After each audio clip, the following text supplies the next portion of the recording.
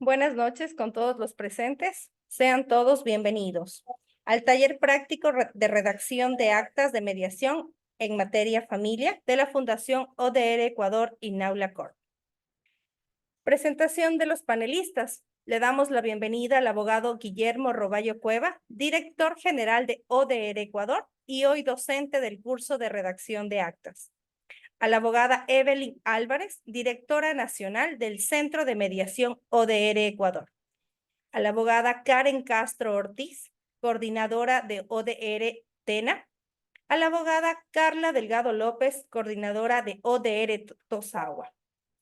Para dar inicio al curso de redacción de actas, las palabras de inauguración serán por parte de la abogada Evelyn Álvarez. Tiene el uso de la voz, abogada Evelyn, por favor, bienvenida. Muchas gracias, mi querida Denise. Buenas noches con todos los presentes. Bienvenidos y pues reciban un afectuoso saludo de quienes conformamos el Centro de Mediación y Solución de Conflictos Online Dispute Resolution ODR Ecuador. Hoy damos inicio pues al primer taller de redacción de actas de mediación. Como ustedes sabrán, el tema y el campo de la mediación es bastante extenso. En este sentido, hemos dado inicio en relación al tema de materia familia. ¿Sí? Posterior a ello, dentro de este mismo año, vamos a seguir generando más talleres en diferentes materias para que pues sigamos adquiriendo conocimientos y enriqueciendo los mismos. Con el fin, pues, de promover el conocimiento y la capacitación constante a cada uno de ustedes y de manera pues también personal. Hoy, pues, Naula Core y en conjunto con la Fundación ODR Ecuador, pues, ha hecho esta unificación para llevar a cabo este taller de redacción de actas. Y pues de la misma forma ha extendido la invitación tanto a mediadores como nacionales, a directores de otros centros de mediación también que conforman y están posicionados dentro del Ecuador, mediadores que se han formado por parte de ODR y pues también compañeros quienes forman parte de este proyecto a nivel nacional. Darles la calurosa bienvenida a cada uno de ustedes. Dentro pues de este primer taller vamos a tener 3 temas bastante importantes. El primero pues que se va a desarrollar y se va a llevar a cabo va a ser pues sobre los fundamentos de la mediación familiar y aspectos legales. Como todos sabrán pues al momento de desarrollar nuestros procesos de mediación tenemos que actuar con conocimiento de ley, tenemos que manejar pues también nuestra base legal del mismo. Como segundo punto dentro de ese temario tendremos y conocerán ustedes los aspectos prácticos de la redacción del acta. Dentro de ese punto ustedes conocerán el contenido del acta, que tienen que llevar pues sus fundamentos de hecho, la respectiva base legal, los respectivos acuerdos, el tema de confidencialidad, entre otros, y pues que la cual termina con la suscripción del acta de mediación. Y como tercer punto, pues también conocerán ustedes la validación y mejora continua del acta de mediación. Con esos 3 puntos, pues considerables bastante importantes, pues los motivo a que cada uno de ustedes pues sepan aprovechar la calidad de ponentes que tenemos dentro de ese taller, que será dentro de esos 3 días a través de esa plataforma vía Zoom. El día de hoy tenemos la intervención y la invitación pues de nuestro primer ponente, el doctor Guillermo Roballo, quien pues es una excelente persona, aparte de eso, pues con bastante conocimiento en la práctica, pues en el campo de la mediación. Que no se queden con ninguna duda, que aprovechen todo pues lo impartido dentro de estas clases y que todas las preguntas sean absueltas dentro de la misma clase, ¿sí? Eso decirles pues y despedirme pues también con una frase muy conocida por nuestro querido filósofo Benjamin Franklin, pues que manifestó en algún momento que invertir en conocimiento produce siempre los mejores beneficios. Muchas gracias y bienvenido a cada uno de ustedes. Gracias, abogada Evelyn, por su intervención. Al momento tenemos la intervención de la abogada Karen Castro Ortiz, coordinadora de ODR TENA. Abogada, le damos la cordial bienvenida. Tiene el uso de la voz, por favor.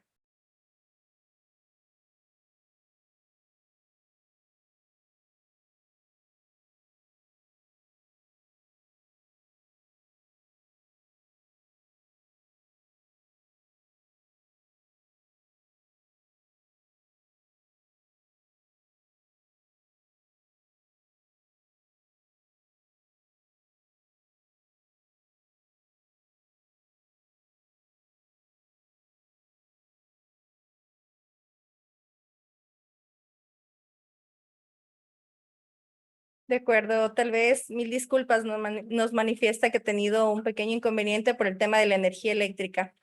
Por favor, damos la bienvenida y la intervención del doctor Guillermo Roballo. Muchas gracias, mi querida Denise. Gracias también, Evelyn, por la introducción. Bueno, vamos a entrar en materia solamente para aprovechar el tiempo que tenemos. Definitivamente, como para hacerles un poco de contextualización, esta primera parte no va a ser la tan práctica. La más práctica va a darse mañana y pasado mañana, conjuntamente con las otras ponentes, cuando vayamos a establecer un tema mucho más específico con respecto a lo que significa las actas de mediación en temas de familia. A mí me han pedido que el día de hoy realice una pequeña introducción en esta jornada, como para tener un gran paraguas sobre lo que significa las actas de mediación. Y ustedes me dirán, porque la gran mayoría de los que están aquí sentados son mediadores que ya han llevado bastante tiempo trabajando en estos temas, ¿no es cierto? Y claro, ustedes ya han redactado varios tipos de actas en varios temas y de varias formas, pero nunca está por demás actualizar un poco los conocimientos y particularmente ir profundizando algunas dudas en torno a los temas que nos pueden estar quedando como algo huecos. Entonces, simplemente lo que vamos a hacer el día de hoy es recordar cuál es el impacto de un acta de mediación, ¿no es cierto? ¿Cuáles son los tipos del acta de mediación? ¿Y cuáles son las consecuencias ante el incumplimiento del acta de mediación? ¿Sí? Que son, me parece, tres temas que hay que manejarlos de manera totalmente básica. ¿Ya? Entonces, más o menos establecido el índice de esta jornada, yo quisiera preguntarles, a ver, como para refrescarnos entre todos y todas, ¿no es cierto? ¿Cuál es el concepto de un acta de mediación? ¿Qué es un acta de mediación? A ver, les quiero escuchar. ¿Quién me puede dar sus propios conceptos ya inclusive desde la práctica? Ya no solamente estamos hablando de un tema teórico, sino también de un tema bastante práctico. ¿Quién quiere empezar? Como para romper este frío, esta fría noche, al menos aquí en Quito. Buenas noches, ¿me escuchan? Sí, ahí sí te escuchamos. Ya, muy buenas noches. Para mi manera de ver, el acta de mediación es plasmar el acuerdo de las partes conjuntamente con el mediador o la mediadora. Esta acta en materia de familia no tendría la calidad de sentencia ejecutoriada por las razones que voy a decir. Si hablamos de tenencia, que ahora ya fijamos en mediación, puede variar porque no sabemos qué puede pasar en un futuro. Alimentos, si mejora la situación económica de la persona que está obligada a pasar los alimentos, también se puede variar. También se puede variar lo que es las visitas. Entonces, en materia de familia, no tendría esa calidad de sentencia ejecutoriada, respetando el criterio en realidad de las personas que tienen mayor experiencia. Pero para mi manera de ver, sería eso. Ya, muchísimas gracias, Lourdes. ¿Quién más nos puede redondear este concepto tan interesante que nos ha dado Lourdes? ¿Cómo está, doctor? Buenas noches. Robinson. Bien, gracias. Bueno, para mi concepto es la materialización de un acuerdo entre las partes y difiero con el criterio de la compañera, pues sí tiene efectos de sentencia ejecutoriada, salvo de que posterior se pueda modificar los acuerdos. Eso no limita la capacidad y la calidad que tiene el acta. Por lo tanto, conserva en todas las materias su característica de sentencia ejecutoriada. Hasta ahí mi intervención. Muchas gracias, Robinson. Ya, me gustó mucho esta parte que dijiste que es la materialización del acuerdo, ¿no es cierto? Que es donde expresamos el acuerdo. Y claro, hay un matiz con lo que dice Lourdes, y Lourdes sí tiene bastante razón en un tema específico que ella estaba planteando, porque decía que hay solamente en un proceso donde no tiene fuerza de sentencia ejecutoriada, pero no tanto es por la razón que dice Lourdes.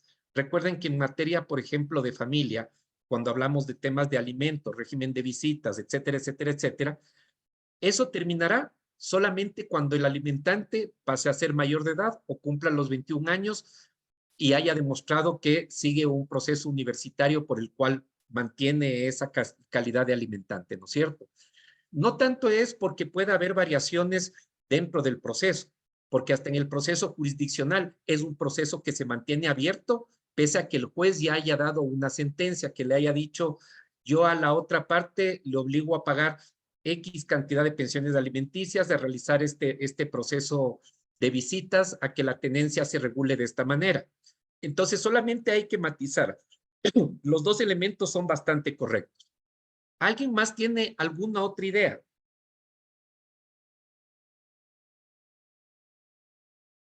A ver, animémonos en esta noche fría.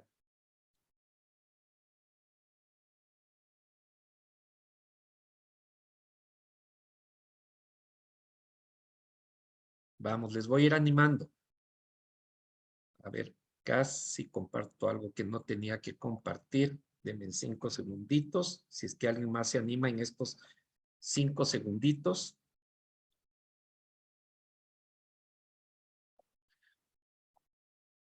Bueno, como no se animan, a ver.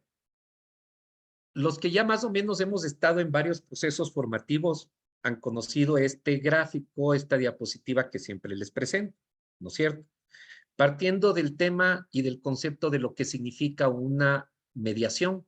Y la mediación particularmente la reconocemos como aquel proceso informal, pero estructurado en etapas, ¿no es cierto? Y siempre yo les he planteado que, por ejemplo, cuando uno quiere ir a un proceso civil ordinario, en donde tiene que ir a buscar el paso a paso de cómo realizar ese proceso civil ordinario en la vía ordinaria. ¿En dónde?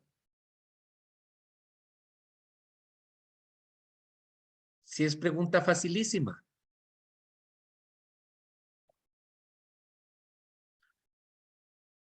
Judith, creo que nos estás hablando, pero no se te escucha. Sí, el ingeniero Llerena, por favor, que active los micrófonos para que puedan... Allá, perfecto. Sí. A ver, ¿qué nos decía Judith? No, no escuché bien su pregunta. Por ejemplo, si nosotros cuando estamos siendo abogados o simplemente ciudadanos queremos demandar un contrato de lo civil por la vía ordinaria, ¿en dónde puedo encontrar el paso a paso de cómo presentar la demanda, cómo presentar la contestación, cuándo es la audiencia, cuándo es ni sé quién, cuándo es ni sé cuándo? Bueno, materia civil en el COGEP, Perfecto. ¿Y en materia penal? En el COIP.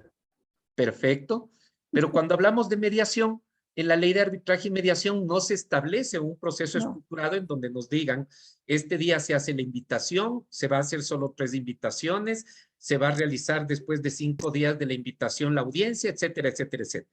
La única diferencia que tenemos dentro de ese proceso ahora es la materia tributaria, en donde sí tenemos la obligatoriedad de cumplir determinados tiempos, de que existan 2 audiencias determinadas, la una para conocer los casos y la otra para conocer la posible resolución de la causa. Y definitivamente ahí se va a dar el proceso de mediación o el acta de mediación. Pero en el resto de materias, ¿sí?, incluyendo las materias penales y el resto de materias no penales, no tenemos ninguna estructura específica que nos dé ese paso a paso. Entonces, entendiendo que la mediación es un proceso informal, estructurado en etapas, yo siempre he planteado que hay 3 grandes etapas en la mediación. La etapa del inicio, la etapa del arranque, en donde nosotros enamoramos a la gente sobre la mediación, en donde nosotros hacemos las cosas formales de la mediación, como la invitación, pero en donde también posiblemente ya vamos construyendo el acuerdo, porque no solamente cojo y le entrego una invitación como que si fuera una citación o una notificación, sino que posiblemente me quedaré conversando con la otra parte, querré ir encontrando las posiciones, los intereses, las necesidades de cada uno de ellos y como que le voy a ir convenciendo de cómo ir flexibilizando la postura. Luego, cuando se llega a la fase o a la etapa de la audiencia, no le llamemos fase para no confundirnos con lo jurisdiccional, ¿no es cierto? No es solamente esa cuestión formal de que la audiencia se instala y se termina en un determinado momento, a excepción de la materia tributaria, les vuelvo a insistir, y en la materia penal cuando estamos en la etapa de instrucción fiscal y el juez es el que decide conciliar o el fiscal es el que pide conciliar. Ahí sí hay una rigidez que es bastante fuerte en la cual no nos vamos a poder mover. Inclusive también en la materia de adolescentes en conflicto con la ley vamos a encontrar unos determinados atamientos que lo que implican es particularmente que la gente pueda manejarse de mejor manera. ¿Y qué es el acta de mediación? Y me encantó lo que dijo nuestro compañero Robinson, la materialización del acuerdo, en donde voy a escribir el acuerdo tal cual las partes lo han considerado pertinente, ¿no es cierto? Entonces, esa materialización del acuerdo, ¿se lo hace de cualquier manera, sí o no? ¿Qué me dicen ustedes?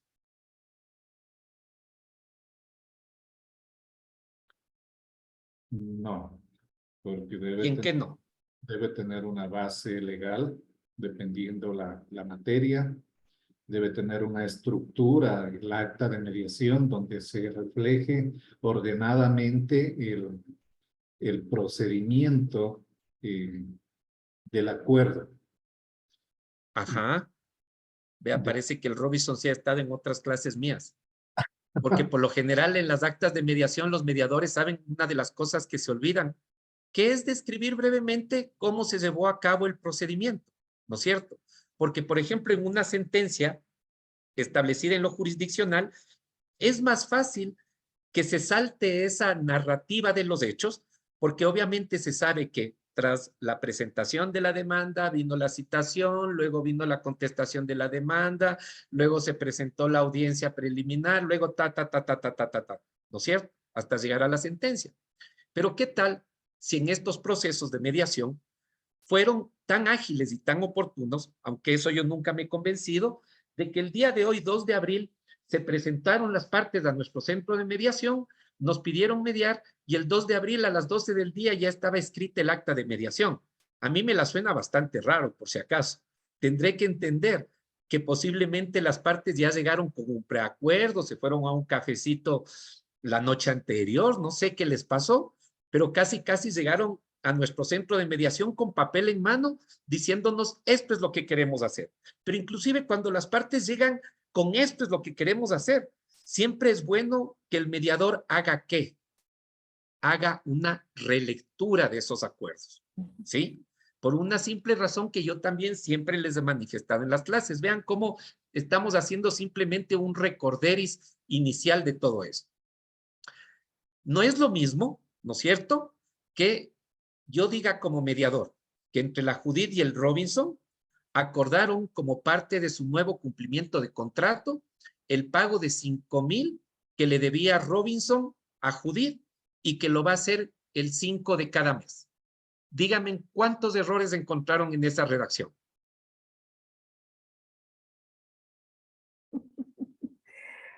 A ver, permiso para Claro, hablar.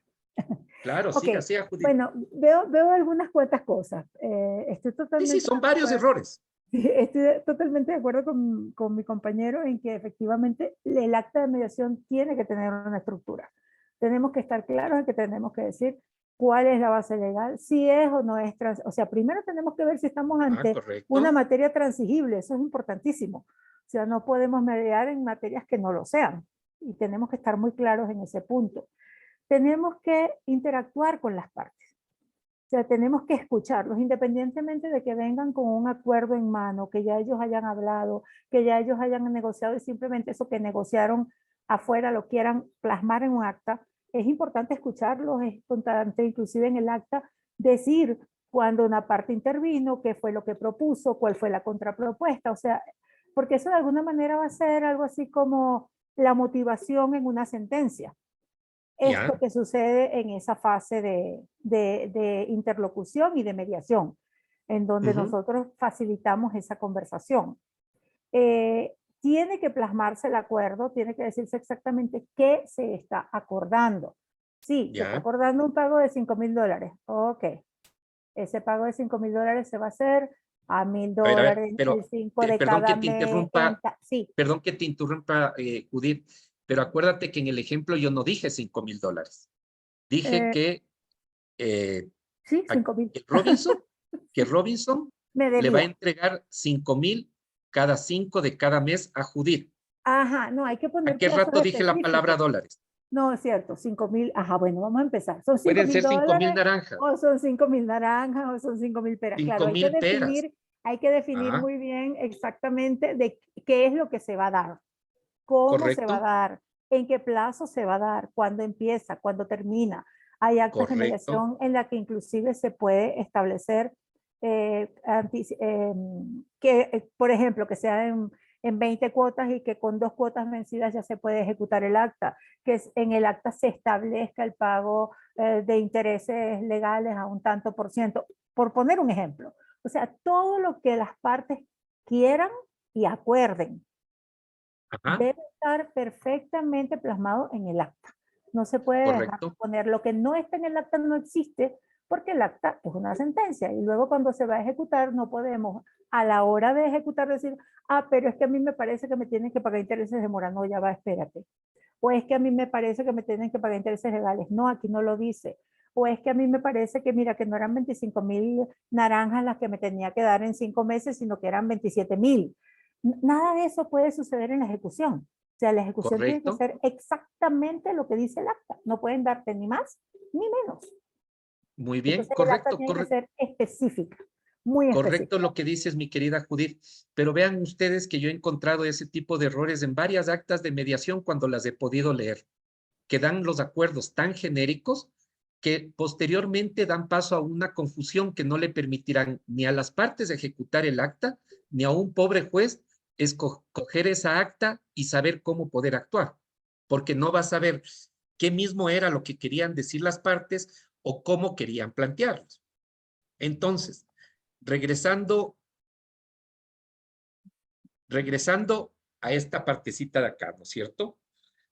El acta de mediación, al ser tan correcta la expresión que dijo Robinson, la materialización del acuerdo, no es cualquier materialización del acuerdo, es una materialización totalmente definida, clara, concreta, pero que también se ajusta a la ley, ¿sí? Y ojo, y aquí les voy a hacer dos diferenciaciones.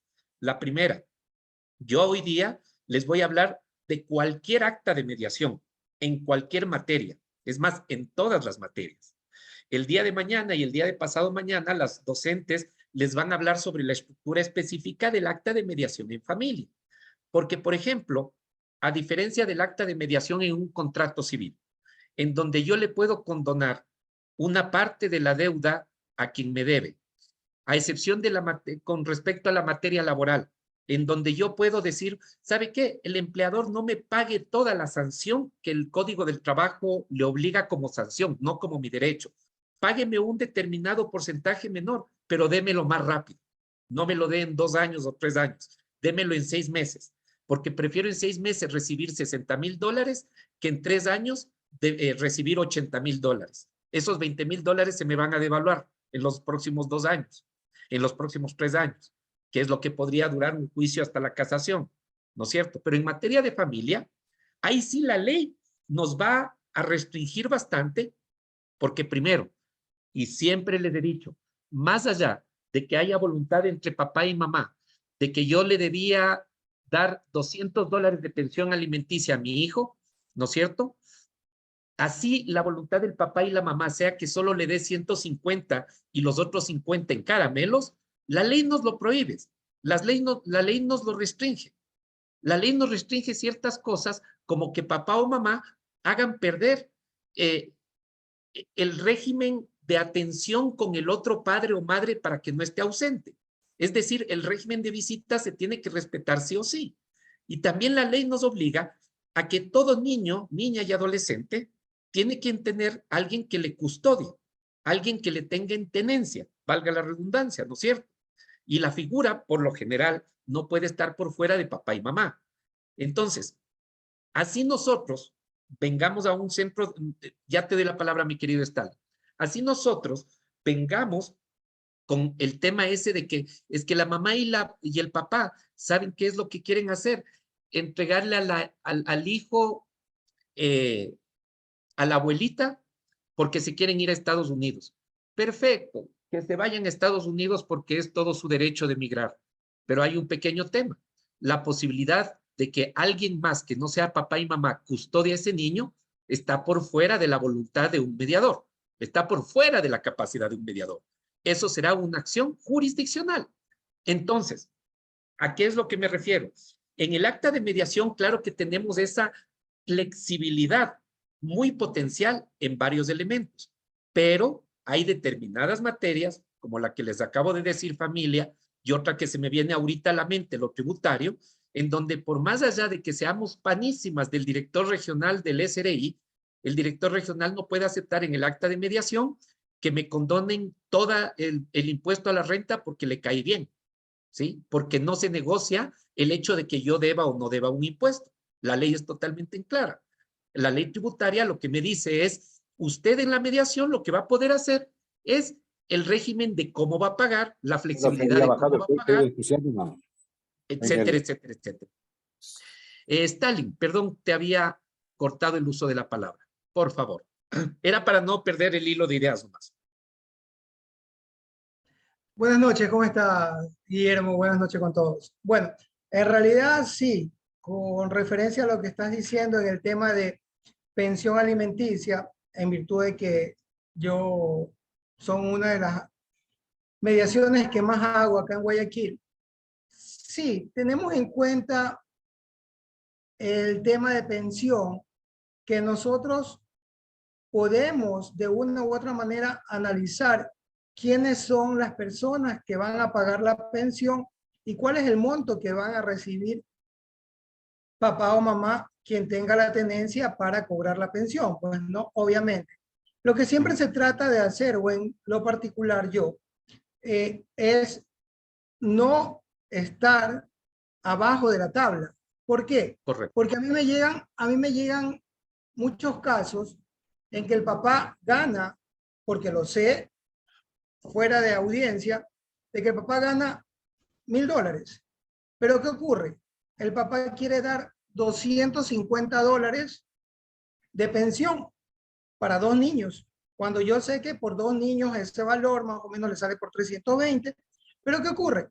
El papá es quien paga pensión del colegio, cerca de $400, transporte, cerca de 60, y un sinnúmero de cosas. Entonces son acuerdos preestablecidos que ellos lo único que tratan de hacer es de una u otra manera, es definir un valor para tener un gasto, entre comillas, solventar cualquier tipo de necesidad entre el mes que el papá o la mamá, quien sea quien cobre, poder solventarlo, digámoslo de esta manera.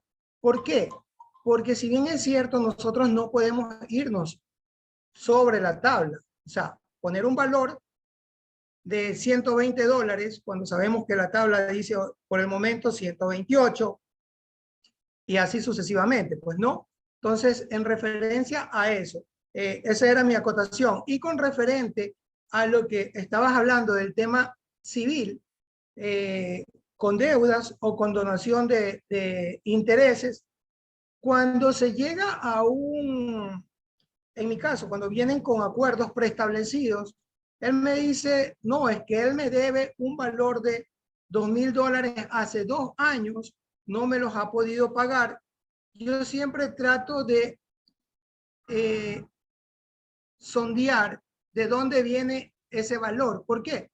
Porque acordémonos también en una charla que yo tuve en un Zoom que hice, que hay muchas veces los famosos chulqueros obligan a los que le deben, no, hagamos una mediación, porque el abogado le dijo, ¿sabe qué? Para que él le pague, mejor llévelo a mediación y tener establecido así un monto del valor de lo que usted debe. Y sabemos o podemos creer que es un chulco. ¿Por qué?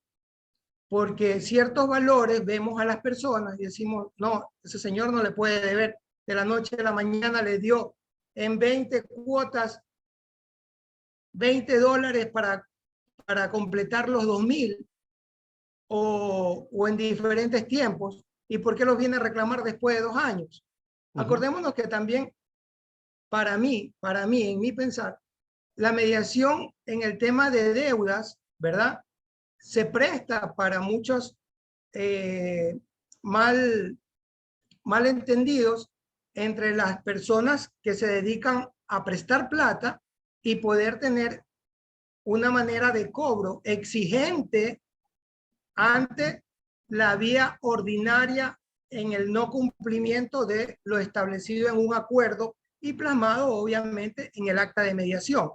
O sea, eso era lo que quería acotar en virtud de lo que estabas hablando, mi querido Guillermo. Muchas gracias. No, muchas gracias a ti, Stalin, y eso me permite solamente 2 reflexiones sobre este tema. Primero, que cuando hablamos de la pensión alimenticia hay 2 elementos que parece que nos están totalmente claros, ¿no es cierto? Al menos en pensión alimenticia, tanto en niños como en adultos mayores, jamás podemos variar por fuera de la tabla de pensiones alimenticias. Eso daría claramente la nulidad o inclusive una acción de protección contra esa acta de mediación, porque estamos violentando el principio del interés superior del niño. Pero hay otro elemento adicional y que ese es uno de los errores que también yo he visto muy comunes en algunas actas de mediación en temas de familia, que no quería meterme tanto porque esa es la especialidad de mañana y pasado mañana. Y es que no monetarizamos la pensión alimenticia, porque una cosa diferente es que yo diga que la pensión alimenticia se fije en $200 más los gastos de educación y de ropa. Ya. No he monetarizado absolutamente nada, porque no es lo mismo, ¿no es cierto?, que yo le vaya a inscribir a mi hijo en el Colegio Nacional Durán, allá, ¿no es cierto?, en Guayas, que en la Academia Illingworth. O sea, la diferencia es que en la una no pago nada mensualmente y en la otra pago tal vez $1,200, $1,300. No sé en cuánto estará la pensión de la Illingworth. Ya le de preguntar a los compañeros de por allá. También no sé, cuando yo digo, y le dará la ropa, no sé si la ropa es la del barrio Ipiales de Quito, de una camisa a $5, o será un Gucci Cabana del Quicentro Norte que te cuesta $200, ¿ya? Pero si es que yo fijo que la pensión alimenticia va a estar establecida en 600, que inclusive va a poder estar repartida de estos elementos, mientras no esté por debajo de la tabla de pensión alimenticia, no estoy cometiendo una irregularidad. La irregularidad es cuando no se monetariza esa pensión alimenticia. Ese tema hay que tenerlo en claro. Lo de lo civil, me parece fenomenal que vos lo hayas dicho, porque claro, el mediador, no por agarrar cualquier causa en materia civil, no puede dejar de ser prolijo en ver determinados elementos. Y hablo de la materia civil porque es la que más a veces complicaciones se nos trae. Cuando hay una deuda, esa deuda tiene que ser exigible, ya tiene que estar vencida, ya tiene que estar pasada para nosotros poder entrar a mediar. Una deuda que todavía no está vencida, todavía no la podemos mediar, porque la persona puede terminar a un fin de pago, ¿sí? Rara vez se dará la ocasión en la cual una de las partes, antes de que se venza la deuda, quiera entrar a una mediación. No estoy muy convencido, aunque algunos casos hemos visto por ahí en este último tiempo, en donde inclusive hemos visto actas de mediación que se parecen más a pagarés o letras de cambio antes que actas de mediación. Por medio de mediación se le hace firmar a una persona un pagaré por una compra de un determinado electrodoméstico, por ejemplo. Eso es más que irregular. Eso te genera nulidad absoluta del acta de mediación, porque el acta de mediación no es un pagaré, no es una letra, pero sí puedes mediar sobre la letra, sobre el pagaré, sobre el documento vencido, ¿no es cierto? Entonces, esos elementos me parecen muy interesantes. Muchísimas gracias, Stalin. ¿Algún otro criterio adicional?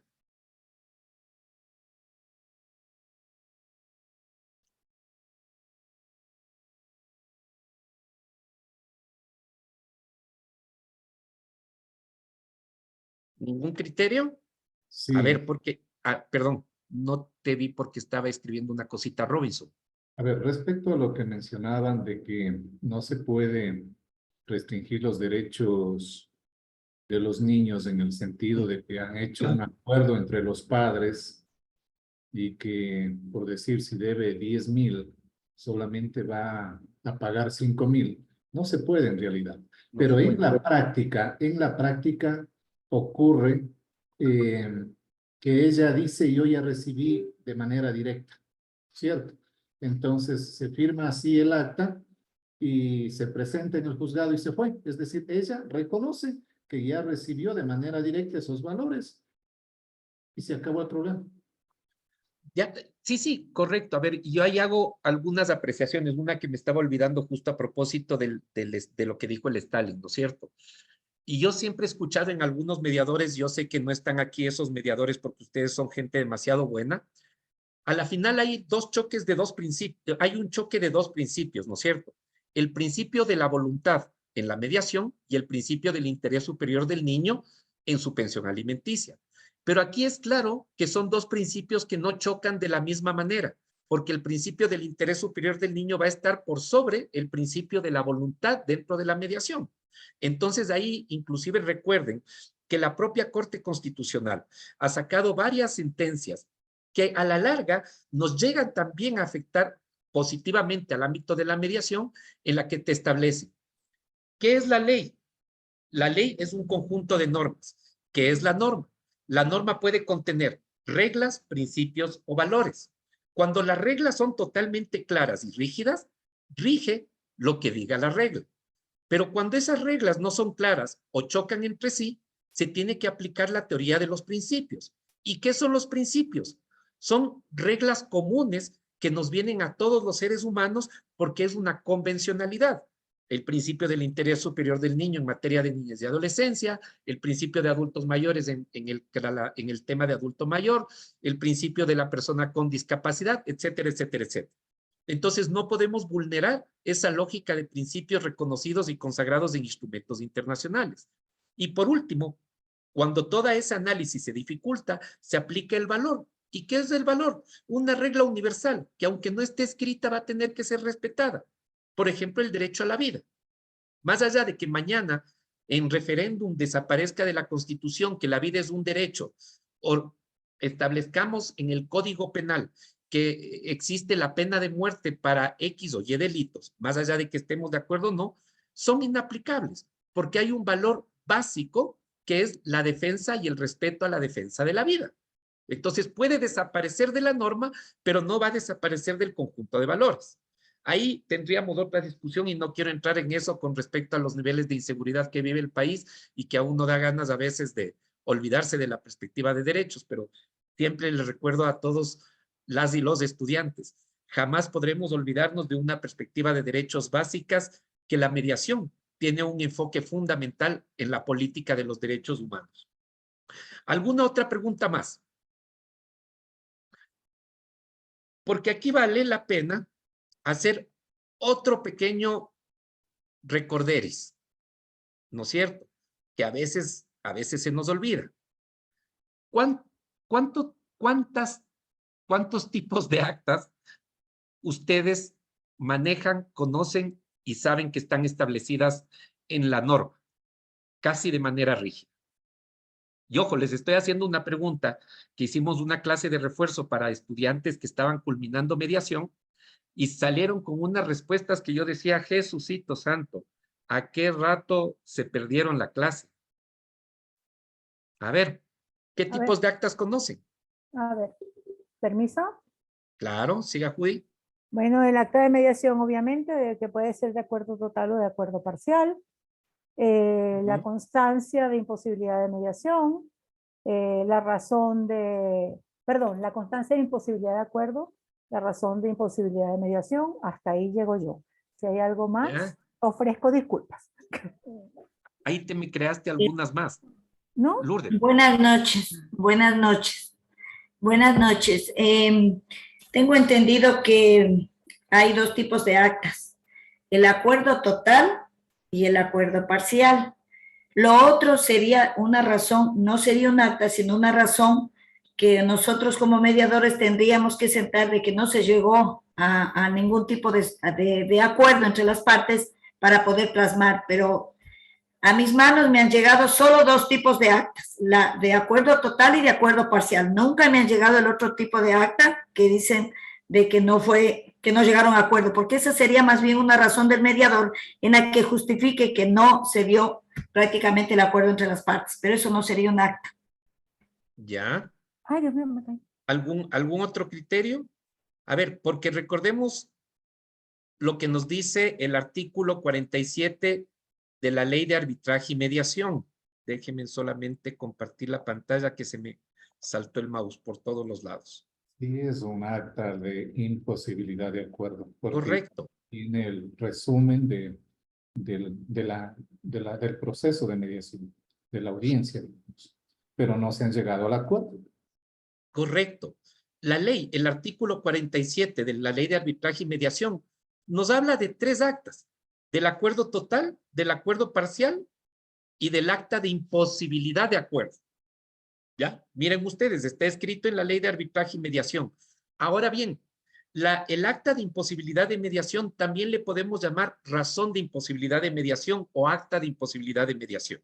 Por una simple razón, va a ser según cómo la redactemos, ¿sí? Porque posiblemente el documento en donde tengamos que decir Pepito y María tenían que venir al centro de mediación y ninguno vino, automáticamente nos da la imposibilidad de mediación. ¿Y quién es el que firme ese documento?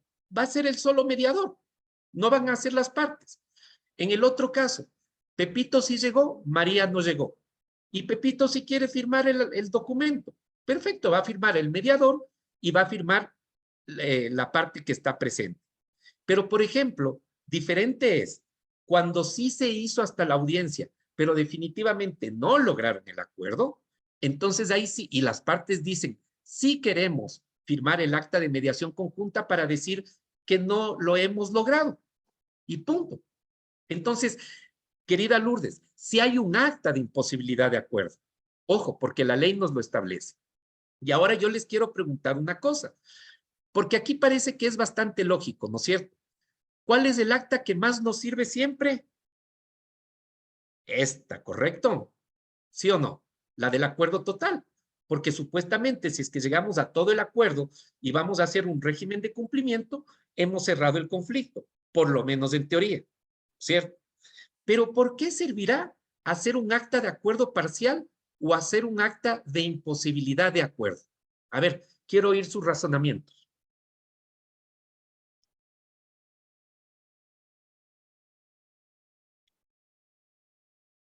¿Qué dice Angelita?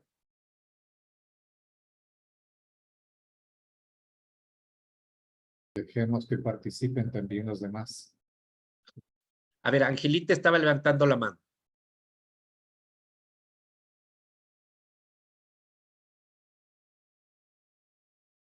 Angelita, por si acaso está sin audio.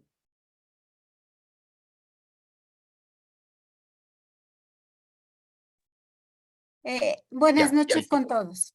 Es procedente también hacer el acuerdo parcial porque si viene derivado de juzgado, en parte ya estaría resuelto el problema y lo que no Correcto. está solucionado correspondería al juez en una audiencia convocar a las partes para completar el proceso y llegar a resolución y la jueza o el juez tomen la decisión que corresponda en el caso pertinente. Correcto. Angelita le dio en el clavo. Entonces, en el acta de mediación, no solamente vamos a escribir lo que sí hemos acordado, sino también dejar claro lo que las partes dijeron que querían acordar, pero que no llegaron a un acuerdo. Justo por lo que dice Angelita, para que al juez, y no solo por temas de derivación, ojo, pongamos el otro caso, las partes llegan a nuestro centro de mediación, las partes llegan donde nosotros, ¿no es cierto? Y solo llegan a un acuerdo parcial del 80%. El 20% de cosas faltó. Entonces uno le facilita la vida hasta al juez de decirle, verá que sobre de estos 10 puntos, 8 ya no hay ni que discutir. Los 2 nomás son los que faltan a discutir. Entonces él posiblemente nos va a agradecer toda la vida porque le habremos hecho ganar tiempo. Y en el caso de no llegar a ningún acuerdo, ¿por qué será importante señalar que no hemos llegado a acuerdo y en qué no hemos llegado a acuerdo? ¿Por qué creen ustedes? Mi manito no se Porque levanta, esos no sé serían por los qué. puntos de debate. Correcto, porque esos serían los puntos de debate. ¿Tú tenías algún otro criterio, mi querida Judith? Sí, recordemos que existe, hay muchos contratos en los que se coloca la cláusula de arbitraje, de mediación. Y si queremos ejecutar un contrato que señala específicamente que previamente se tiene que ir a mediación, y hay un acta de imposibilidad de mediación, ese es un elemento fundamental para poder ir a juicio después, porque es la manera de demostrar que se fue a mediación y que se cumplió con la condición. Ya, ojo, pero verán que el acta de mediación, ¿no es cierto?, no puede ser utilizado de manera discrecional dentro de un proceso judicial. No es un medio probatorio, ¿no es cierto? Al menos en materia penal, lo que se haya firmado en la mediación no significa reconocimiento de culpabilidad. Y ustedes me dirán, pero yo no hago materia penal. Cuando hacen materia de tránsito están haciendo materia penal, ¿sí? Y así yo haya establecido en un acta de mediación que reconozco que le debo a Angelita $3,000 por el choque del carro y no lo cumplí, Angelita no va a poder ir donde el fiscal y decirle, vea, tome, aquí está ya la declaración de culpabilidad del señor, porque yo le voy a mandar a anular ese proceso simplemente. Y en materia no penal, también tiene sus reglas específicas de acuerdo a cada uno de sus casos. Lo que sirve el acta de imposibilidad de acuerdo, particularmente, es para orientar un punto de partida de debate que luego puede ser enriquecido, ¿sí?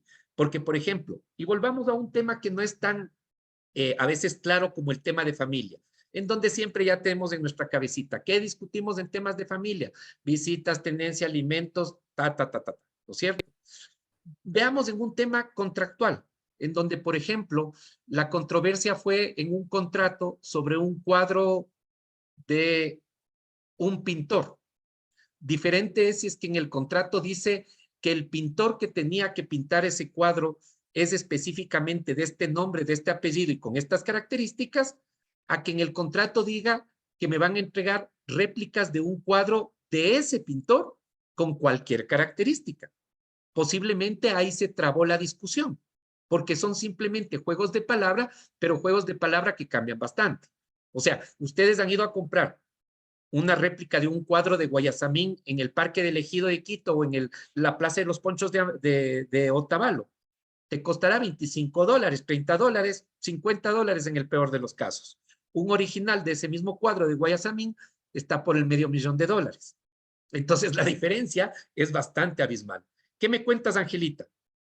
Solamente quería concluir la idea de Judith cuando dice que en asuntos civiles se establece como requisito la mediación. Eso se establece en los contratos, se establecen los contratos y en donde que se indica el procedimiento previo al trámite judicial. Entonces, eso también, si es que una de las partes incurriría en eso, también caería dentro del campo de la nulidad dentro del juicio civil. No necesariamente, mi querida Angelita, y ahí te voy Pero a dar... si está determinado en A ver, el contrato, si está a determinado ver, en el contrato. interesante porque ayer me hicieron la misma pregunta. A ver, y te voy a poner la típica cláusula que nos hacían poner a los abogados y que parecía de cajón, ¿no es cierto? Al menos en inquilinato. Las partes renuncian a fuero y privilegiarán irse al centro de mediación X y Z, algunos ponían hasta con nombre y apellido, en el caso de que existan controversias, ¿ya? Esa cláusula es absolutamente inconstitucional, ¿ya? Y les voy a explicar por qué. Y tengo que hacerles más o menos un dibujito mental previamente. ¿Qué es un contrato? ¿Cuál es la definición básica de un contrato?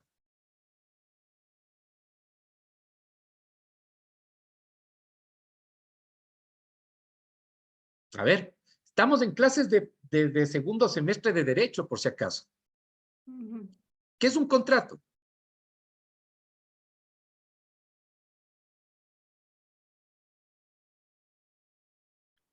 ¿Qué pasa cuando usted firma un contrato con Pepito por un trabajo que le va a hacer?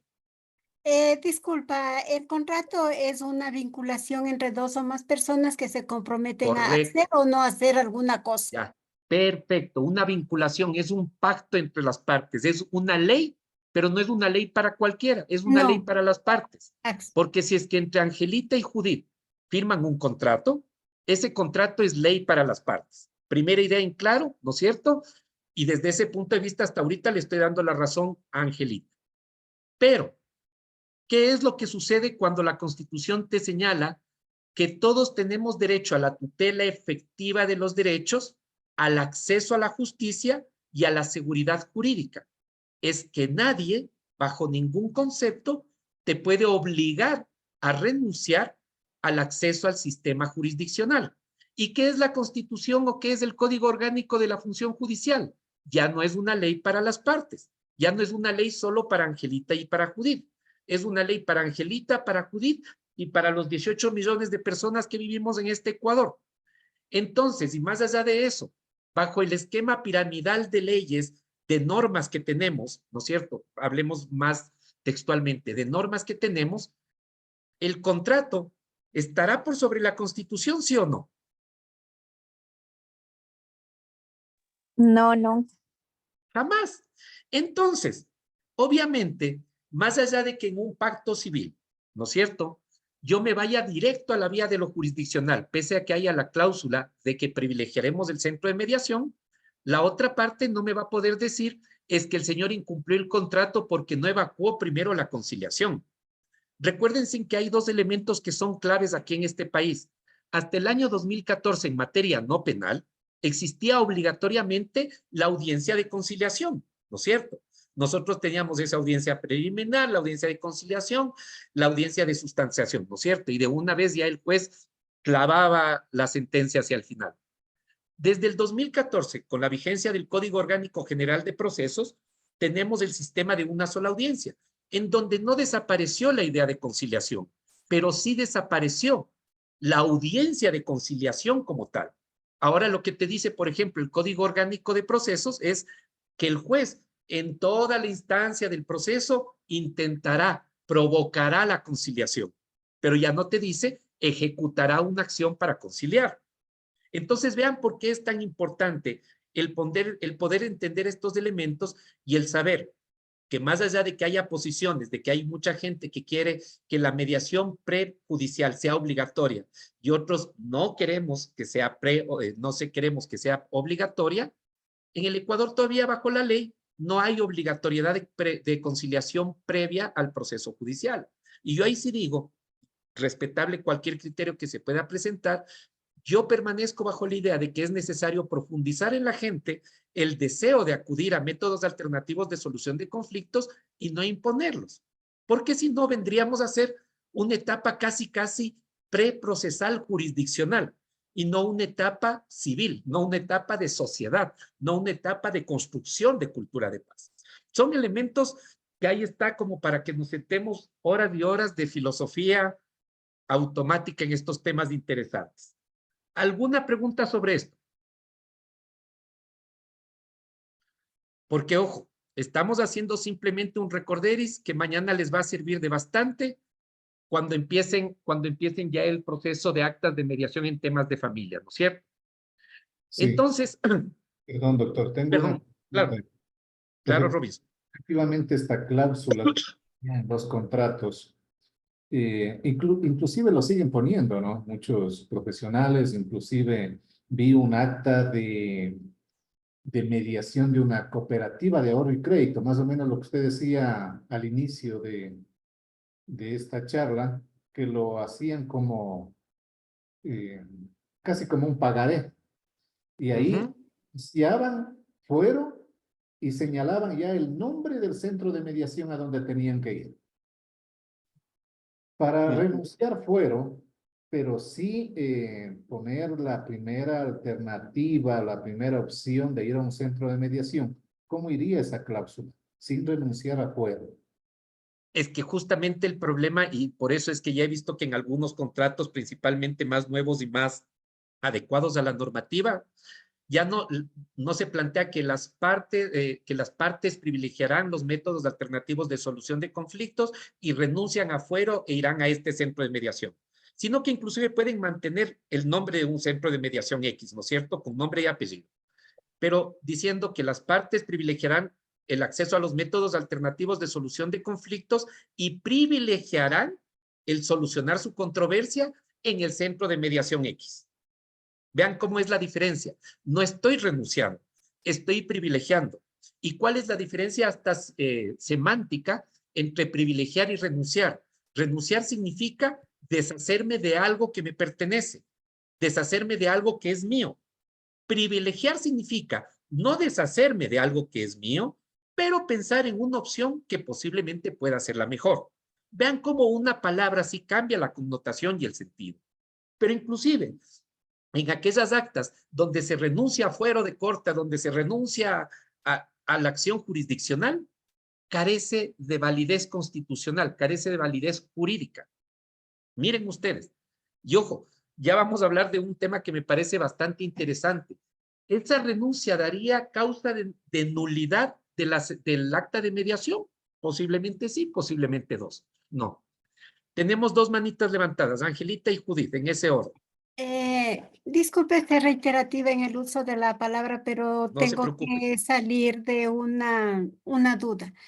Salgamos de las dudas si es que quiere. Sí, tengo el caso de un amigo que radica en una ciudad X y había comparecido a un centro de mediación. Y este señor tiene 5 hijos. El mediador había indicado de que no puede ponerle la pensión alimenticia de menos de $128 a sabiendas que él gana el salario básico. Y es solamente, y tiene 4 cargas familiares adicionales. Ya. ¿Y cuál es el problema? A ver, no te caché. Ya, vuelvo a recapitular la pregunta. Ujú. Un señor comparece a un centro de mediación X. Él gana $460 y el mediador le había indicado de que el valor a pagar es de $128 conforme a la tabla actual. Ujú. Y que no podía tomarle en cuenta los 4 hijos más o 4 cargas familiares en razón de que estaría vulnerando el derecho del menor. Ujú. Claro. A ver, ahí hay varios escenarios que se presentan, ¿no es cierto? El primer escenario es que si es que todos, bueno, primero salvajes, tener 9 hijos, o sea, chévere por él, pero hay que pensar en eso antes de la pensión alimenticia, ¿no? O sea, si es que uno va a avanzar. Pero bueno, pongamos que los 9 son hijos y menores No, de edad. son 5 en total. 5 en total, perfecto. Igual, bastante bien Sí, para sí, ganar el sí. salario básico. Así es.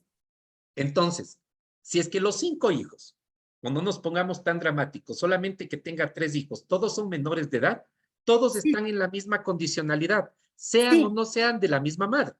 Entonces, ahí va a haber una equiparación, ¿no es cierto? No va a haber una subsunción de principios. Diferente es, ¿ya? Y voy a ir poniendo algunos temas para que ustedes lo vayan pensando, para que eso sí les molesten a las otras docentes y no a mí. Por ejemplo, Disculpe.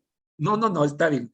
Por ejemplo, pensando en que ese mismo señor y solo tengamos 2 hijos, ¿ya? Un hijo no tiene discapacidad y es hijo de una señora A y el otro hijo es de una señora B y sí tiene discapacidad. Ahí sí hay una subsunción de derechos, porque los dos son niños, ¿no es cierto? Los dos son menores de edad, pero el uno es menor de edad con mayor privilegio porque tiene una discapacidad, ¿ya? Pongamos otro escenario totalmente distinto. Pongamos que tenemos 2 niños menores de edad, pero también tengo una deuda de pensión alimenticia con mi mamá, ¿ya? Ahí también hay 2 choques de principios, pero el principio del interés superior del niño podría estarse privilegiando sobre el de adulto mayor, sí, y el del de adulto mayor sobre el del interés superior del niño, también. Ahí, no, sí, porque ahí vamos a tener que ir jugando con varias consistencias. Primera consistencia, Y ojo, les estoy poniendo un caso dramático, ¿no? Porque, o sea, pongamos que ese adulto mayor solo me tiene a mí como único hijo, tiene un nivel de discapacidad física del 90% y no puede actuar por sí mismo. Va a ser muy difícil de que haya un proceso de negociación, o sea, en la práctica. Pero pongamos todos esos elementos y pongamos que yo tengo los dos hijos, uno de 15 años y otro de 17 años que no tienen ningún tipo de discapacidad, ni mucho menos. Ahí, ¿cuál vas a privilegiar? Un principio de subsunción va a tener mayores criterios de vulnerabilidad que el otro. Entonces, mira tú, Angelita, cómo nos has puesto en varios escenarios, porque no se puede establecer, es que la solución que le damos a Angelita es esta. A ver, un ratito.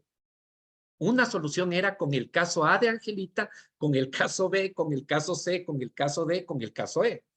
Ojo con eso. ¿Qué dice Judith? No te escucho. Sí, ya, sí, es que no había quitado. A ver, volviendo al tema de la cláusula de mediación, quiero estar clara. Entiendo perfectamente lo del tema de que no se puede renunciar a fuero de domicilio. Sin embargo, sí se pueden establecer cláusulas en las cuales definitivamente primero se debe ir a mediación. O sea, así interpreto yo el 46 literal A de la ley de arbitraje y mediación, que dice que puede existir un convenio escrito entre las partes para someter sus conflictos a mediación, y de hecho dice que si un juez está en conocimiento, pues no debe atender eso hasta que no se haya pasado a mediación, y por eso es que yo hablaba de que el acta, porque así lo dice aquí también, el acta de imposibilidad de acuerdo o la renuncia escrita son las que pueden hacer que se vaya entonces a la jurisdicción ordinaria, porque no se cumplió, no se pudo llegar a ningún acuerdo entre las partes. Quiero estar clara en eso. ¿Es así? Ya. A ver, pero vayamos a la fuente. Miren ustedes cómo tienen que aprender a leer la ley desde un sentido también literal. La mediación podrá proceder, no es imperativa. No. Ojo con el anuncio inicial que nos plantea el 46. Y en el literal A, que dice, cuando exista convenio escrito entre las partes para someter sus conflictos a la mediación, los jueces ordinarios no podrán conocer demandas que versen sobre el conflicto en materia del convenio, a menos que exista acta de imposibilidad de acuerdo o renuncia escrita de las partes al órgano judicial competente. Esa es la parte que quiero que entiendan. Si es que tú y yo teníamos un contrato en donde había la cláusula obligatoria de mediación, ya quitamos esa suavidad de las partes privilegiadas, sino que renunciamos, ¿no es cierto? Pero yo te quiero demandar. Yo voy a pedir como parte mi renuncia, ¿no es cierto? En la demanda, yo voy a poner como una de mis alegatos que renuncio ante usted, señor juez, a ese pacto de mediación, porque ya hasta le puedo presentar. Y mira tú, se entenderá que la renuncia existe cuando presentada una demanda ante el órgano judicial, el demandado no pone la excepción de existencia de un convenio de mediación. Pilas con eso. Yo sí te demando y renuncio a la cláusula obligatoria de mediación. Y tú me vas a decir, pero el señor se comprometió a mediar. Y yo te voy a decir, a ver, un ratito, esa no es excepción previa, porque la excepción previa no es el acuerdo para mediar. La excepción previa es la existencia de un acta, de un convenio de mediación. Muéstreme el convenio de mediación. ¿Y qué va a decir Judith? Es que no hay convenio de mediación, hay el acuerdo para mediar. Entonces, qué pena, se acabó. ¿Sí ves? Perfecto, esa excepción es súper interesante que la entendamos para inclusive ver que nuestra legislación de arbitraje y mediación, viejita como es, tampoco se opone al criterio constitucional de tutela efectiva, seguridad jurídica y garantía del acceso a la justicia que tenemos en la Constitución desde el año 2008 con mucha fuerza en los artículos 76, 77 y todos los demás. ¿Ya? Para ir finalizando Guillermo, esta parte. Sí, está. Guillermo, una pregunta en virtud de esto. Ajá.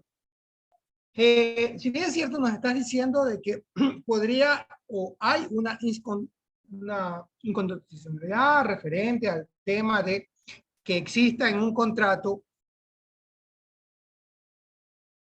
preestablecido Ya. la obligación de mediar frente a tal o cual centro de mediación. O sea, para mí no existe ninguna inconstitucionalidad en virtud de que cuando yo firmé el contrato, acepté de una u otra manera de que sea en ese lugar donde vaya a mediar yo el conflicto o la previa. No, sí.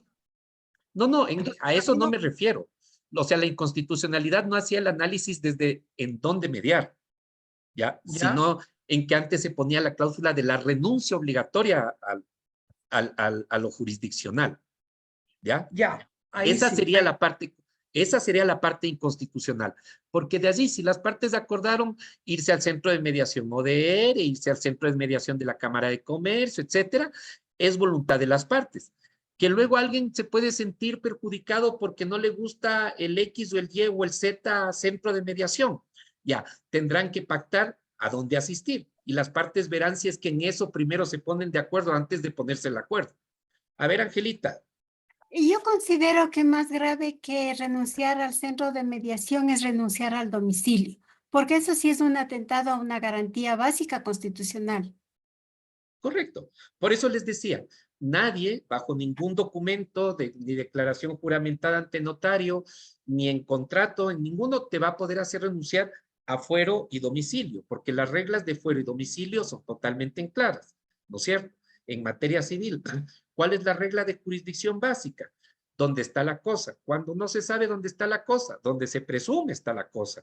Cuando ni siquiera se presume dónde está la cosa, donde está el actor. Cuando no quiere hacerse por el actor, se puede seguir por el demandado. En materia laboral, siempre se seguirá al domicilio del actor, no del empleador, cuando al menos es despido intempestivo.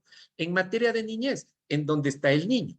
Y así sucesivamente. O sea, hay que ir viendo las reglas prácticas jurídicas que te tienen cada uno de los temas. Tú no puedes renunciar a tu juez, tú no puedes renunciar a tu competencia de juez. Porque obviamente ahí estamos, y vuelvo a decirles, estamos violentando el principio de tutela judicial efectiva, de garantía al acceso a la justicia. Entonces, como para ir continuando, porque yo el día de hoy quería simplemente, ¿qué puse? Dios mío, puse cualquier tontera. Jesús santo, ya a estas horas ya no me dejan ni pensar ustedes. Volvamos a nuestro artículo 47, solamente para ir entendiendo las generalidades del acta de mediación, ¿no es cierto? El segundo inciso lo que nos habla, que es lo que decíamos, del buen contenido que tiene que tener un acta, pero aquí lastimosamente solo se habla de lograrse el acuerdo, se habla sobre la relación entre los hechos que originaron el conflicto y el acuerdo al que se llegó, principalmente por una razón, por la razón de la racionalidad, ¿ya? Si es que yo llego a un acuerdo en materia penal, por ejemplo, sobre el hurto de un celular, yo no puedo obligar a la otra parte a pagarme $10,000 sobre ese celular, porque ni que fuera enchapado en oro o firmado por Shakira. O sea, esa vaina capaz que no cuesta ni $200. Es un criterio de que a lo que yo me comprometa está en proporcionalidad a lo que yo tenía que haber hecho. No está en un grado de irracionalidad. ¿Sí? Tercer elemento, acuérdense siempre que la firma del mediador presume que el documento y las firmas son auténticas, ¿ya? Pero ojo, eso no nos da la capacidad de ser fedatarios, sino que nos da la capacidad de dar validez al contenido del acta. Porque ahí se nos han equivocado algunas personas en el sentido de poner que la firma, como el mediador autentifica a las partes, nos convierte casi en notarios públicos. Y no es verdad, porque nosotros no es que estamos diciendo que la firma de Pepito y de María son las firmas de Pepito y de María, sino que decimos que Pepito y María frente a nosotros firmaron todo el contenido que está previamente en el acta de mediación. ¿Sí? Ahora bien, y ahí voy al último elemento de esta clase, ¿sí? De este taller. El acta de mediación en el que conste el acuerdo tiene el efecto de sentencia ejecutoriada y cosa juzgada, y se ejecutará del mismo modo que las sentencias de última instancia, siguiendo la vía del apremio, sin que el juez de la ejecución acepte excepción alguna, salvo las que originen con posterioridad a la suscripción del acta de mediación. El acta de mediación tiene fuerza de sentencia ejecutoriada y cosa juzgada. A ver, y les voy a hacer aquí una pregunta. Esa frasecita tan lapidaria que nos dice la ley significa que el acta de mediación está escrita sobre piedra, que no hay cómo hacer nada. ¿Sí o no?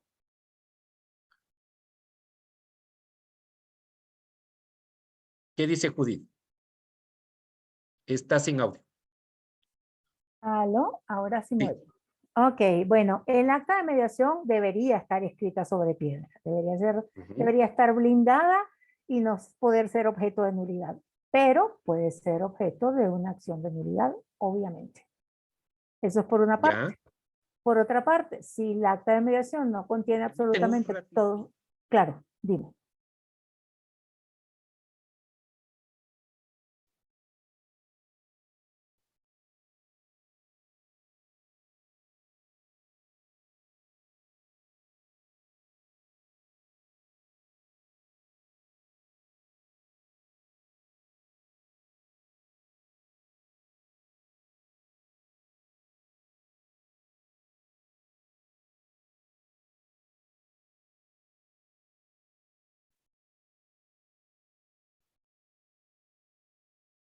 Compas, me van a dar, y de paso les doy 5 minutos para que se tomen agüita, porque tengo que bajar solamente a recibir una cosa No hay y problema. regreso. No se me vayan, porque además estaba interesante la discusión.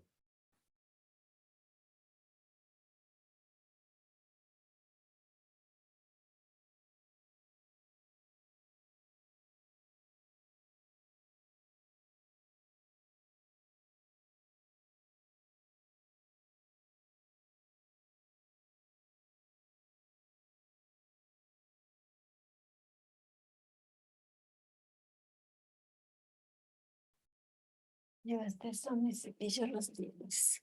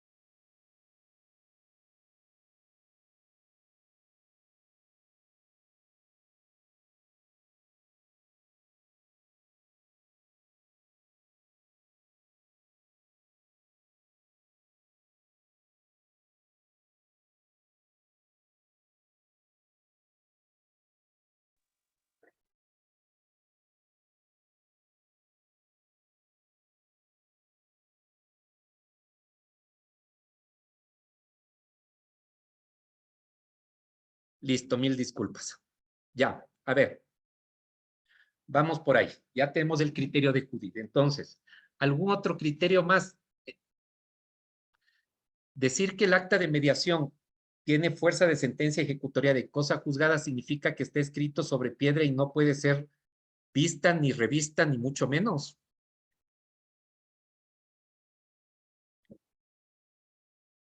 ¿Qué me dice el resto? Pues empecemos por el criterio que tiene bien claro la Judith. A ver, la sentencia ejecutoriada, hablemos de lo jurisdiccional, tampoco está escrita sobre piedra, ¿no es cierto? Porque inclusive pongamos el hecho de que hay una sentencia ejecutoriada hasta el nivel de casación, ¿no es cierto? Porque una sentencia de primer nivel puede ser apelada y se va a la Corte Provincial, y de la Corte Provincial puede ser casada y se va a la Corte Nacional. Pero pongamos, por ejemplo, una sentencia que haya pasado por casación, pero que sea abiertamente violatoria a los derechos humanos. Caso Paola Guzmán, por ejemplo. ¿Ya? Casos de delitos de lesa humanidad. Siempre habrá el factor de revisión en el sistema interamericano de derechos humanos. Siempre. Entonces, vean, inclusive hasta la sentencia de peor grado, sí, puede ser revisada, al menos en materia de derechos humanos, ¿ya? Posiblemente en materia contractual, si vayamos a llegar a un límite, porque de todos modos, qué sé yo, y si es que se llegara a aprobar lo del arbitraje internacional, que nos cambiaría el artículo 422 de la Constitución, ¿no es cierto? Una sentencia final de un acuerdo comercial en territorio ecuatoriano podría ser revisada por una institución de arbitraje internacional. Miren ustedes, hasta lo que supuestamente ya está escrito sobre piedra, tampoco lo está. El acta de mediación tampoco, ¿ya? Y el acta de mediación, y eso es lo que quiero que entiendan, tiene 3 posibilidades, ¿no es cierto?, para ser revocada, revisada, replanteada. La nulidad, la ejecución y la garantía jurisdiccional, pero que se dan por 3 procesos distintos. La nulidad, ¿por qué se da? La palabra mismo lo dice.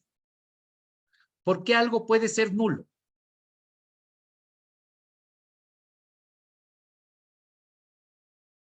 ¿Cuándo anulas tú algo en tu vida? Por la omisión dentro de un acto solemne. La omisión de un acto solemne, correcto. ¿Por qué más? Sean más sencillos y simples. ¿Por qué anulas algún error en tu vida? Porque tiene error. Está Porque mal. es un error. Exacto, porque está mal. ¿No es cierto? Y bajo ese criterio, y vean cómo ustedes, en el año 2022, la Corte Nacional de Justicia sacó este criterio no vinculante, pero ustedes saben que los criterios no vinculantes de la Corte Nacional de Justicia se convierten en un buen precedente constitucional, en un buen precedente jurisprudencial, ¿sí? Porque hubo la pregunta de un presidente de la Corte Nacional de Justicia en un sentido. Si es que el acta de mediación, ¿no es cierto?, se equipara a la sentencia ejecutoriada. Sigue entonces las reglas del artículo 112 del Código Orgánico General de Procesos, por las cuales se establecen las causas de nulidad de una sentencia, y la respuesta establecida, vean, apenas tiene esto 2 años de vigencia, es que no. ¿Y cuál es la absolución de la Corte Nacional de Justicia? El acta de mediación no es una sentencia judicial. Por tanto, no es aplicable el caso de las nulidades del artículo 112 del COGEP. Al ser una transacción, son aplicables las reglas del Código Civil, en especial la de los artículos 2349, 2354, 2356, 2357 y 2359 del Código Civil sobre la validez de la transacción. ¿Qué nos dicen esos artículos? Y están marcados en verde. Perdón, casi me como. Aquí está. Primer escenario. No se puede transigir sino la persona capaz de disponer los objetos comprendidos en la transacción. Y ustedes me dirán, pero es algo lógico, yo no voy a hacer eso, ¿no es cierto?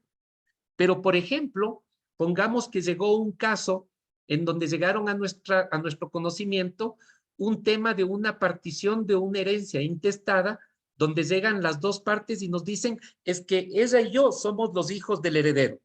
Y nos muestran que el papá solo tuvo 2 hijos, ella y él. Pero de repente no nos mostraron que había un tercer hijo por fuera del matrimonio que luego va a reclamar, porque los otros señores no estaban en la disposición de los objetos comprendidos, porque el otro señor había puesto una acción posesoria, una acción de nulidad, lo que él haya querido poner. Vean cómo un caso tan sencillo se complejizó. ¿Hicimos de buena fe esa acta de mediación? Posiblemente sí, pero caímos y nos fuimos inducidos en un error. Allí está muy bien lo que decía el Stalin en el inicio de la jornada. Hay que revisar que todos los elementos estén concretamente bien establecidos. Segundo escenario, 2354. No vale la transacción sobre derechos ajenos o sobre derechos que no existen. Entonces, por ejemplo, vamos a mediar directamente sobre el usufructo. No, sino cuando el usufructo ya sea real, no cuando el usufructo sea una promesa, por ejemplo. O sobre los derechos ajenos, y recuerden los que han estado en otras clases conmigo, cuando hablamos de bienes comunitarios o de bienes comunales. Yo no puedo hacer una mediación, por ejemplo, sobre un contrato de compra-venta que se me haya caído, ¿no es cierto?, de un departamento, y en esa misma le pongo las alícuotas del condominio, porque las alícuotas no me pertenecen, son derechos ajenos que nos pertenecen a una comunidad. Tercer escenario, es nula en todas sus partes la transacción celebrada en consideración a un título nulo, a menos que las partes hayan tratado expresamente sobre la nulidad del título.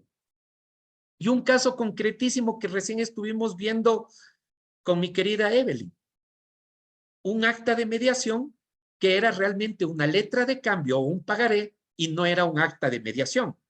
Obviamente esa deuda contraída a través del acta de mediación era un título nulo, porque no era para lo que estaba siendo creada.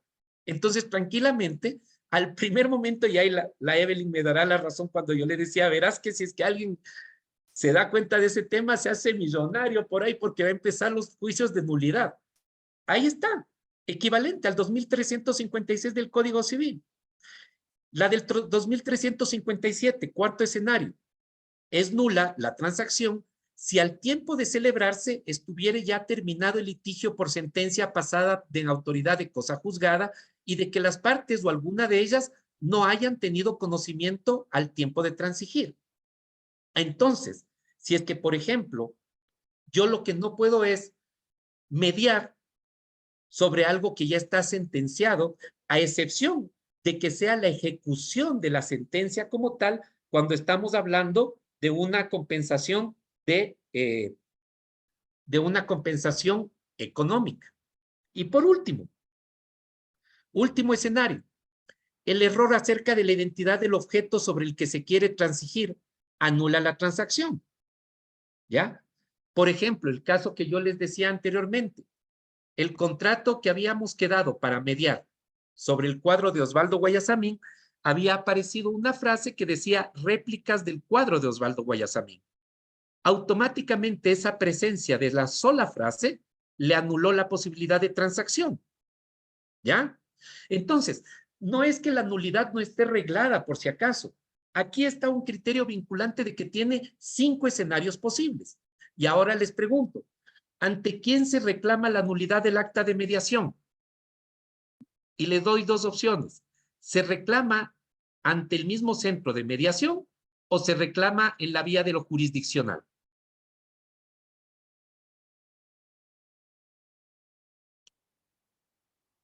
Creo que en la vía de lo jurisdiccional no tendría sentido que anule el mismo centro de mediación. ¿Ya? ¿Quién tiene otro criterio? La acta tendría que solicitar ante el juez, porque ellos declaran la nulidad, no los centros de mediación. ¿Ya?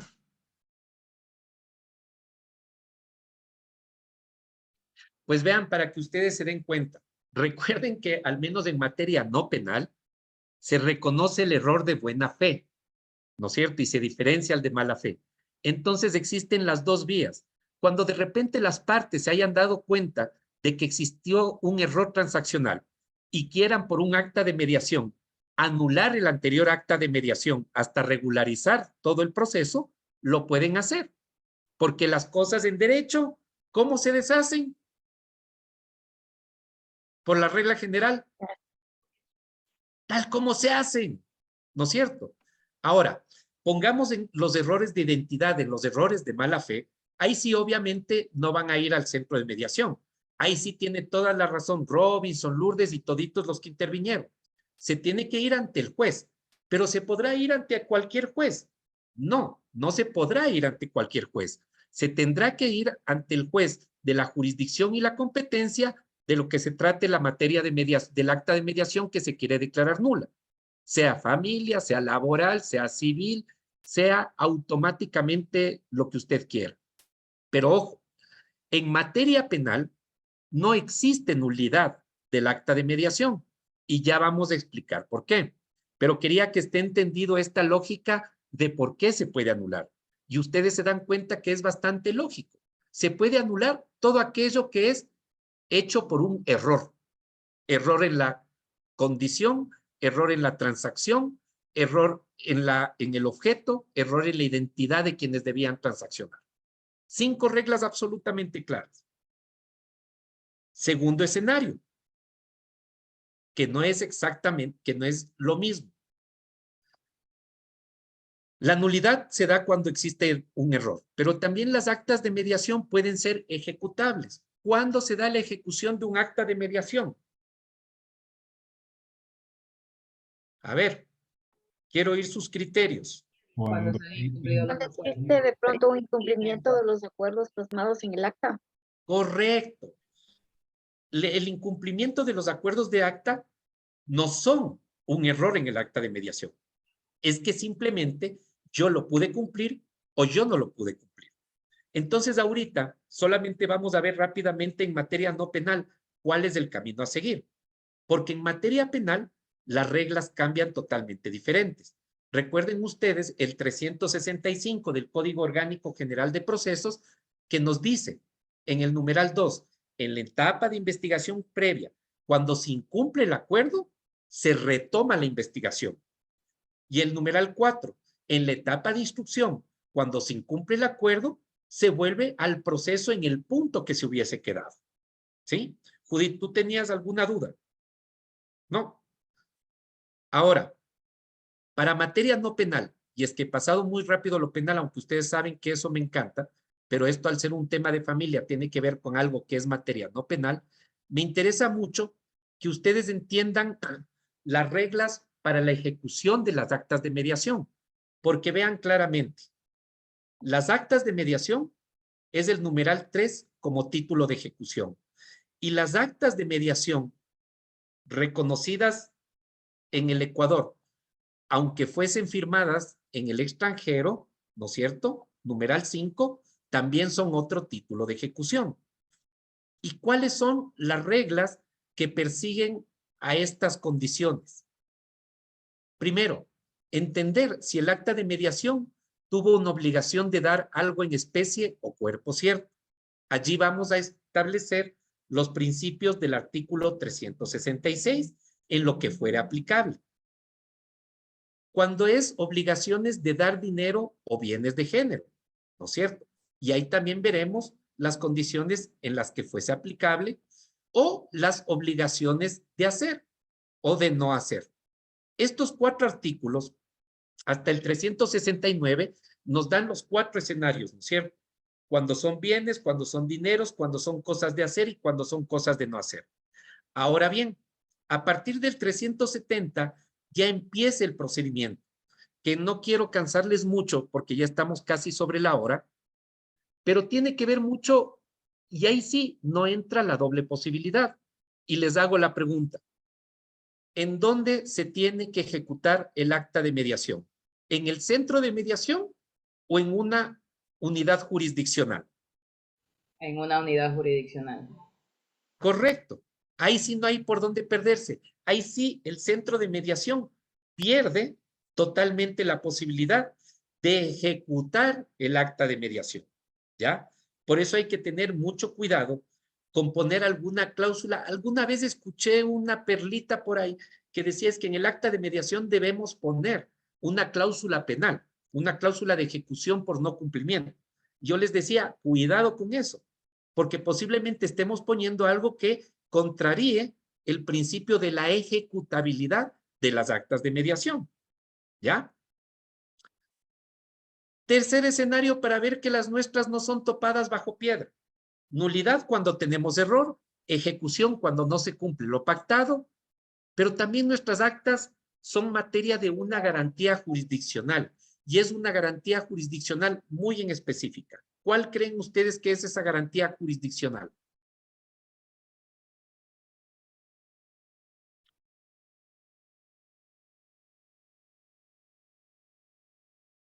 ¿Alguien tiene alguna idea?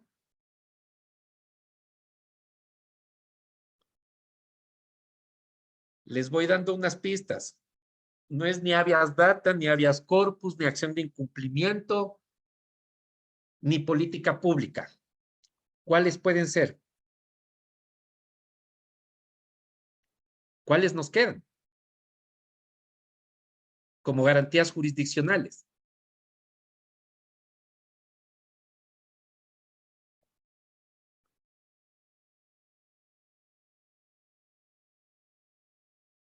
¿Alguien tiene alguna idea?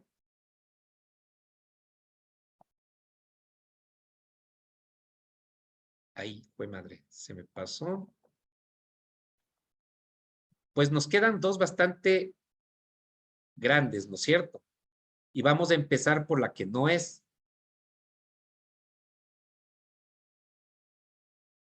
Más abajo, ya. No es una acción extraordinaria de protección, porque la acción extraordinaria de protección procede contra sentencias o autos definitivos. Y el acta de mediación tiene fuerza de sentencia, pero no es una sentencia. Eso ya les tiene que quedar en claro. Tampoco tiene nada que ver con un auto definitivo, porque tanto la sentencia como el auto definitivo, ¿quién es el único que la puede otorgar? Se otorga el juez. Exactamente. Eso solamente lo otorga el juez. Ahora, y me van a decir, a ver, pero el mediador nunca va a querer violentar derechos en un acta de mediación, ¿no es cierto? Al menos ustedes jamás. Pero pongamos el hecho de que hayan caído e incurrido en un error, ¿ya? Y pongamos en un tema de familia y con esto ya voy a terminar para darles un pequeño espacio de rondas finales de preguntas por si acaso las quieran hacer. Pongamos en que entre mamá y papá. ¿Sí? Disculpe, de error. Disculpe de error, ¿qué error qué? ¿Qué? No le entendí a la querida Lourdes. La pregunta que yo le hago, dice usted, de error, le pregunto. A ver, pongamos que, por ¿Es ejemplo, error de buena fe o de mala fe? No, pero pongamos que, por ejemplo, en el acta de mediación, nosotros por desconocimiento, ¿ya? Hayamos cometido una violación de derechos. Ya no solo un error, una violación constitucional de derechos. Y ustedes me dirán, pero si yo como mediador jamás voy a querer violentar los derechos. Como ser humano no quiero violentar los derechos. Pero les iba a poner un caso para que ustedes se den cuenta que tienen que ser más prolijos. Pongamos que la mamá y el papá llegan a nuestro centro de mediación y consienten en firmar un acta de mediación por debajo de la pensión alimenticia. Y que ustedes simplemente, porque como dijeron hay un acuerdo de voluntad, aceptaron ese tema. Pero por ejemplo, pongamos que la tía de ese niño, que es la que más le quiere a ese guagua, se da cuenta de ese tema y dice, no, aquí están queriendo violentarle el derecho de mi sobrino. Esa tía, aunque no sea mamá y papá, ¿podrá interponer una acción de protección contra esa acta de mediación, sí o no? Sí, Obviamente. porque ella está precautelando el derecho superior del menor para que se respete, Correcto. para que se respete su legítimo derecho y no sea vulnerado por parte de los progenitores. Y Ajá. además que en cuestión de menores, cualquier persona que conozca que están violentando los derechos tiene la posibilidad de presentar cualquier acción. Por ejemplo, pongamos un caso que además es real, más real. Caso Furukawa, sí se ubica en el caso Furukawa, de esclavitud en Santo Domingo contra comunidades negras por parte de, de una empresa de una empresa de explotación de bienes naturales. A muchos de los habitantes de las comunidades les hicieron renunciar a sus derechos laborales, incluyendo el derecho a reclamar sobre riesgos de enfermedades causadas a motivo de la aplicación de fumigaciones a través de actas de mediación. Absolutamente intransigibles. Eso ha llegado hasta la Comisión Interamericana de Derechos Humanos y se ha llamado la atención. ¿Y por qué la fundamentación jurídica? Porque hay muchas personas que me dicen, pero el acta de mediación no puede ser sujeta de una acción de protección. Leamos el artículo 88 para entender por qué sí. La acción de protección tiene por objeto el amparo directo y eficaz de los derechos reconocidos en la Constitución. Perfecto, entonces el catálogo de derechos que nos da la Carta Magna tiene que ser entendida en su magnitud para saber que no hemos violentado el derecho del trabajador, del niño, de la mujer, del ciudadano, etcétera, etcétera, etcétera, etcétera. Y podrá interponerse cuando exista vulneración de derechos constitucionales por actos u omisiones. El acta de mediación es un acto, pero en el acta de mediación también puede existir omisiones. Veamos en cuáles posibilidades entramos. De cualquier autoridad pública no judicial. Ustedes como mediadores no son autoridad pública no judicial, ¿sí? Ustedes son mediadores, no les hace ser autoridad. Entonces no juega esta posibilidad. Contra políticas públicas cuando supongan la privación del goce o ejercicio de los derechos. Ustedes no están emitiendo una política pública, aunque sí dan un servicio público, pero no emiten una política pública, porque las políticas públicas son políticas de Estado, políticas de entidades gubernamentales. Y cuando la violación proceda de una persona particular, ustedes como mediadores son personas particulares. Si la violación del derecho provoca daño grave, la condición de violentar el principio del interés superior del niño, el interés del derecho del trabajador, el interés de la comunidad indígena, de la comunidad afro, etcétera. Si se presta servicios públicos impropios, si se actúa por delegación o concesión. Y recuerden siempre lo que yo les digo. Segundo inciso del artículo 17 del Código Orgánico de la Función Judicial. El arbitraje y la mediación son una especie de servicio público. Es decir, la parte por la que sí entramos, ¿no es cierto?, los mediadores es en estas dos liñitas, ¿no es cierto? Y la Ley Orgánica de Garantías y Control Constitucional nos va a dejar mucho más en claro esta situación. Y obviamente, allí sí ustedes tienen en claro que la única vía de la demanda de una acción de protección es bajo un juez constitucional, ¿no es cierto?, que en los actuales momentos son todos los jueces del país, ¿no es cierto?, que si es que gana en la consulta popular la pregunta de la especialización constitucional, tendremos jueces especializados en materia constitucional y será frente a ellos, ¿no es cierto?, porque se reformará esa parte de la Constitución. Listo, compas. Vean, yo quería terminar 8:30 la clase. Pero quiero dejarles si es que hay alguna pregunta, rondita de preguntas finales. A ver, vamos con Miriam. Muy buenas noches con todo. Bueno, excelente clase el día de hoy, doctor Roballo. Tengo una consulta que En algunos juzgados aceptan y en otros no. Por ejemplo, sobre el tema de formas de pago de la pensión de alimentos. Según lo que dice, no sé si aún estará vigente el protocolo de gestión de recaudación de pagos de pensiones de alimentos que es del Consejo de la Judicatura. Y ahí habla de las formas de pago de alimentos en el 5.3.2 sobre los pagos alternativos. Entonces es donde se divide la pensión de alimentos. Por ejemplo, si por en el caso de un niño o dos, por decir, un niño no mayor de 2 años, que pague 132,71, me parece que es. Y que pague los $100 en efectivo y los 31 lo haga a través de pago alternativo. En algunos juzgados aceptan esa forma de pago, pero en otros no. ¿Cómo se podría aplicar esa parte? A ver, primero, lastimosamente, sabemos claramente que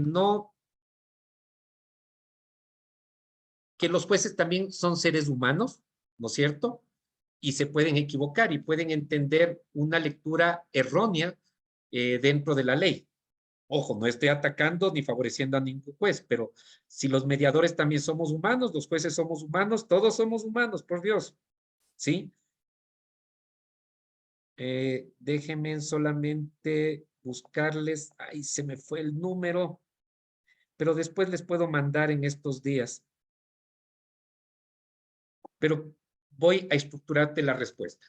La primera respuesta es que lastimosamente no todos los juzgadores ni mediadores somos y tenemos la misma capacidad de comprensión, aunque deberíamos tenerla porque hay normas y principios totalmente claros. O sea, la aplicación del interés superior del niño sobrepasa cualquier entendimiento subjetivo que se pueda tener. Si no, vayan a leer la observación general 14 del Comité de Derechos del Niño, que establece qué significa el interés superior del niño para los estados, y en el acápite 71 nos plantea que eso rige también para la mediación, el arbitraje y otros métodos alternativos de solución de conflictos. ¿Sí? Simplemente una apreciación. Aquí en el Ecuador no existe el arbitraje en materia de familia, pero existe otros países en donde sí existe el arbitraje en materia de familia. Por eso se menciona de esa manera. Segundo elemento. Recuerden ustedes que las últimas reformas que existieron al Código Superior del Niño, perdón, el Código de la Niñez y Adolescencia, blindaron mucho más el tema del interés superior del niño y dejaron de lado esta idea de no monetarización de la pensión alimenticia. O sea, la pensión alimenticia tiene que cumplirse monetarizadamente en lo que tiene que cumplirse, ¿ya? Sea a través de la pensión educativa, sea a través de cosas concretas, pero el mínimo de la pensión alimenticia no puede quedar abierto a la subjetividad. No puede ser $100 y el resto en ropita, ¿ya? Eso ya no existe. La ley te lo prohíbe. El Código de la Niñez y Adolescencia te lo prohíbe. Y se han aplicado ya nuevos protocolos principalmente para lo que es el régimen SUPA. Y ese era uno de los elementos que les estaba buscando.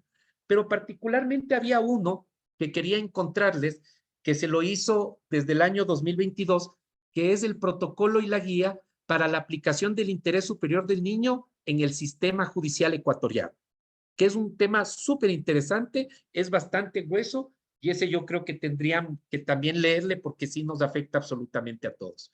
Entonces, la respuesta es que más allá de cualquier criterio subjetivo, no se puede.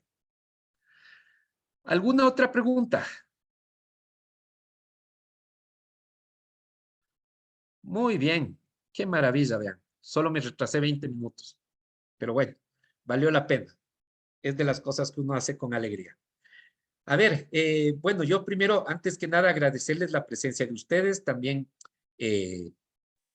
comprometerles a la presencia el día miércoles y jueves.